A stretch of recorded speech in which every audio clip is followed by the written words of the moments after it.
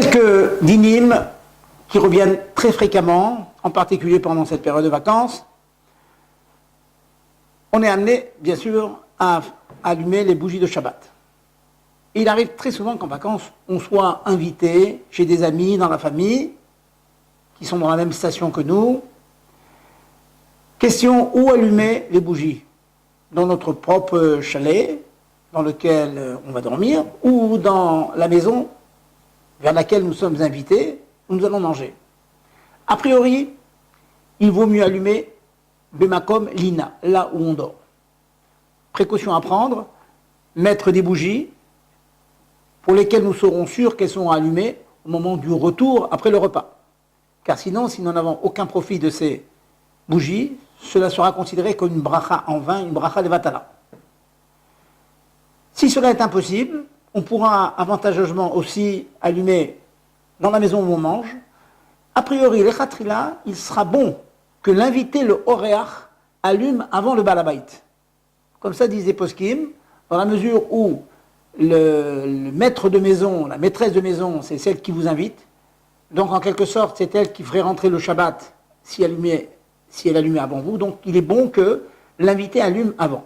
Tout ça, c'est a priori, Bediavad, a posteriori, on pourra allumer même après le balabait. C'est la première halakha, donc, concernant Shabbat. Une seconde halakha qui est souvent demandée, on est dans un endroit où on est envahi par les moustiques, par les mouches. A-t-on le droit d'utiliser des insecticides? Tuer un animal, même tout petit comme un moustique, cela est interdit. Cependant, en cas de grand besoin, on pourra faire la chose suivante, c'est utiliser un insecticide sous deux conditions. Premièrement, ne pas le diriger directement sur les insectes, car ça les tuerait immédiatement. Les mettre dans la pièce, mais pas directement. Et ensuite, laisser la fenêtre ou la porte un petit peu ouverte.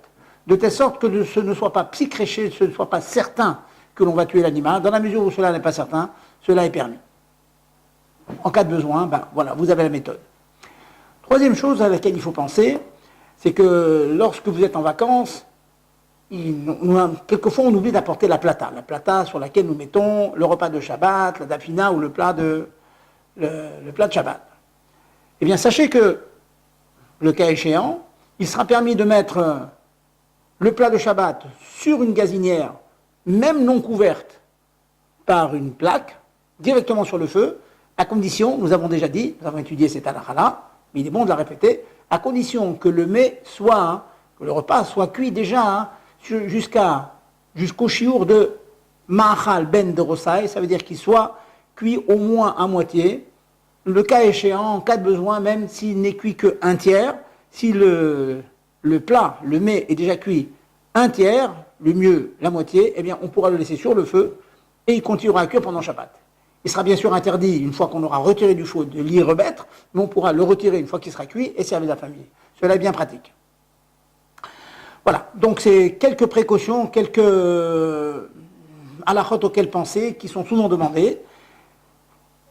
On me demande parfois, est-ce que éventuellement on pourrait recouvrir le feu avec une mince couche de papier aluminium? Les poskim préconisent, le cas échéant, si on n'a aucune plaque pour recouvrir le feu, de mettre plusieurs couches de papier aluminium.